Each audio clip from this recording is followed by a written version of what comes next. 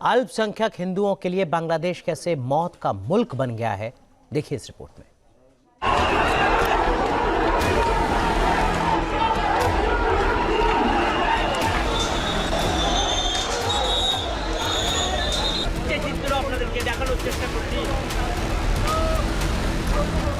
একেবারেই বিক্ষোভকারীরা পুলিশকে উদ্দেশ্য করে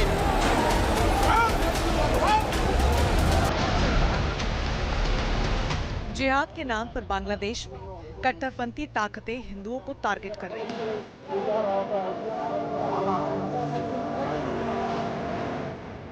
जिहाद का हवाला देकर बांग्लादेश में नफरती गैंग हिंदुओं की बेरहमी से हत्या कर रहा है।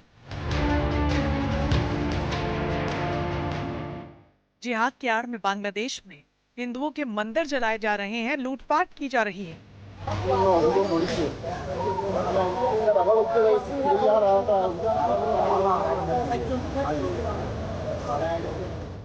बांग्लादेश में कट्टरपंथी जमात बिना वजह हिंदुओं को टारगेट कर रही है।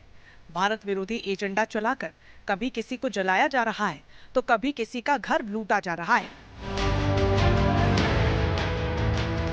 भारत विरोधी छात्र नेता उस्मान हादी की मौत के बाद से ही बांग्लादेश सुलग रहा है। विरोध के नाम पर पूरा मुल्क अराजकता का अड्डा बन चुका है।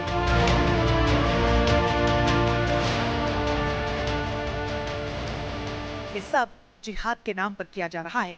कट्टरपंथियों के दिल और दिमाग में हिंदुओं के खिलाफ इतनी नफरत भर चुकी है कि वो अत्याचार करने में कोई कसर नहीं छोड़ रहे। आग की ये लपटें नफरती गैंग की साजिश की गवाही दे रही हैं। फिरोजपुर में कट्टरपंथियों ने 3 हिंदू परिवारों के घरों को आग के हवाले कर दिया।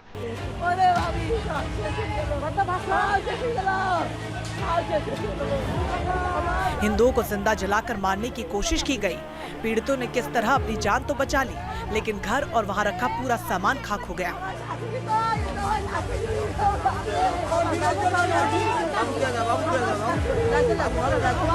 बांग्लादेश में हिंदुओं को टारगेट किए जाने का एक और वीडियो चटगांव का है। यहाँ भी हिंदुओं के घरों को जलाया गया, लोगों की हत्या की साजिश रची गई, मवेशी जिंदा जला दिए गए और इसी हिंसा के खिलाफ आवाज उठाने पर पुलिस ने एक हिंदू को ही गिरफ्तार कर लिया।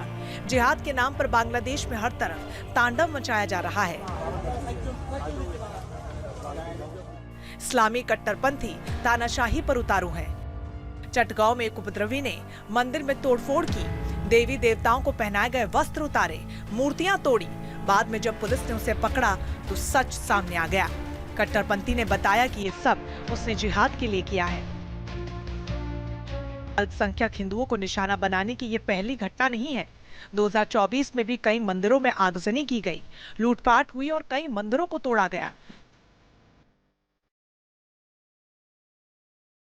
यहाँ तक कि दुर्गा पूजा के दौरान उपद्रवियों ने अराजकता फैलाई। नफरती गैंग ने दुर्गा पूजा पंडाल में बम फेंक दिया। बम फेंके जाने की घटना सीसीटीवी में कैद हुई। बावजूद इसके पुलिस इसे चोरी का मामला बताकर पल्ला झाड़ने की कोशिश में जुट गई।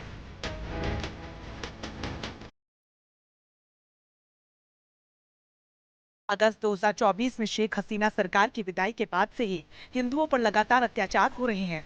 इस बार 18 दिसंबर को उस्मान हादी की मौत की खबर के बाद पूरे देश में हालात बेकाबू हो गए। इसका सबसे बड़ा सबूत 18 दिसंबर को मेमनसिंह जिले में देखने को मिला, जब 27 साल की दीपू की हत्या कर दी गई।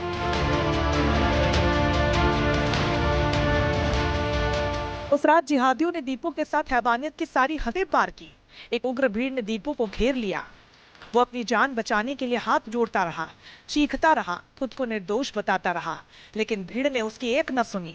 उपद्रवी उसे जानवरों की तरह घसीटते हुए ले गए, उसे लाठियों और डंडों से पीटा। नफरत से भरे कट्टरपंथियों ने उसे पेड़ से लटकाया और आग के हवाले कर दिया। दीपू के साथ काम करने वाले ने उससे बदला लेने के लिए उस पर ईश निंदा का आरोप लगाया और कट्टरपंथी भीड़ टूट पड़ी। दीपू की हत्या के बाद पांगशा उपजिला के हौसेडंगा इलाके में 29 साल के हिंदू युवक अमृत मंडल उर्फ सम्राट का मर्डर कर दिया गया। अमृत मंडल ने हिंदू होने की कीमत अपनी जान देकर चुकाई।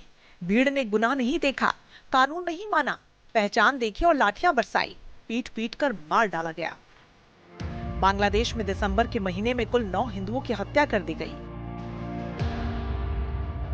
2 दिसंबर को नरसिंदी जिले में 42 साल के हिंदू व्यवसायी प्रांतोष कर्मकार की गोली मारकर हत्या की गई।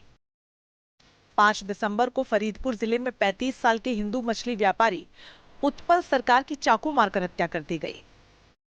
7 दिसंबर की रात रंगपुर जिले में 75 वर्षीय जोगेश चंद्र राय और उनकी 60 वर्षीय पत्नी सुपर्णा रॉय की बेरहमी से हत्या कर दी गई। 12 दिसंबर को कोमिल्ला जिले के होमना में शांतो दास नाम के एक हिंदू युवक की हत्या कर दी गई। 18 दिसंबर को दीपू दास को भीड़ ने पीट कर मार डाला। 23 दिसंबर को बोगुरा जिले के आदमगिरी में पिंटू अकांडा नाम के हिंदू की हत्या हुई। 24 दिसंबर को अमृत मंडल को उन्मादी भीड़ ने मार डाला। हबीगंज में 25 दिसंबर को हिंदू युवक कामदेव दास की हत्या कर दी गई।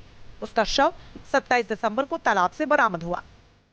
ये वो मामले हैं जो सामने आ चुके हैं। हिंदुओं पर अत्याचार के कई केसेस ऐसे भी हैं जिनकी रिपोर्ट तक नहीं हुई।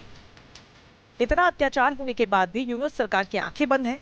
नफरती गैंग के लिए रेड कारपेट बिछाने वाली यूनुस की हुकूमत इसे हिंदुओं के खिलाफ हिंसा मानने को तैयार ही नहीं। बांग्लादेश में नफरत को किस कदर बढ़ावा दिया जा रहा है, उसका सबूत ढाका में देखने को मिला। केरानीगंज इलाके में विस्फोट के बाद एक बड़े आतंकी अभियान का पर्दाफाश हुआ, जिसमें एक मदरसे के अंदर छिपी एक सीक्रेट बम बनाने की फैक्ट्री का पता चला। उम्मुल कुरान इंटरनेशनल मदरसा में छापेमारी के दौरान भारी मात्रा में केमिकल और बम बनाने का सामान बरामद किया गया। अधिकारियों का मानना है कि मदरसे में ऐसा सामान मिला जिसका इस्तेमाल अक्सर आत्मघाती हमलों में होता है। बांग्लादेश के हालात बेहद खराब हैं। आतंकी गुट हावी हो चुके हैं। कट्टरपंथी तानाशाही पर उतारू हैं और यूनुस सरकार उनके कठपुतली की तरह काम कर रही है। ऐसे में हिंदुओं की सुरक्षा को लेकर गंभीर सवाल बने हुए हैं। यूनुस सरकार की आंखें बंद हैं। नफरती गैंग के लिए रेड कारपेट बिछाने वाली यूनुस की हुकूमत इसे हिंदुओं के खिलाफ हिंसा मानने को तैयार ही नहीं। बांग्लादेश में नफरत को किस कदर बढ़ावा दिया जा रहा है, उसका सबूत ढाका में देखने को मिला।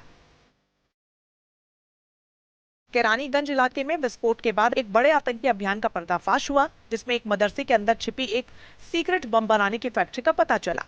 उम्मुल कुरान इंटरनेशनल मदरसा में छापेमारी के दौरान भारी मात्रा में केमिकल और बम बनाने का सामान बरामद किया गया। अधिकारियों का मानना है कि मदरसे में ऐसा सामान मिला जिसका इस्तेमाल अक्सर आत्मघाती हमलों में होता है। बांग्लादेश के हालात बेहद खराब हैं। आतंकी गुट हावी हो चुके हैं। कट्टरपंथी तानाशाही पर उतारू हैं और यूनुस सरकार उनके कठपुतली की तरह काम कर रही है। ऐसे में हिंदुओं की सुरक्षा को लेकर गंभीर सवाल बने हुए हैं। Team news nation.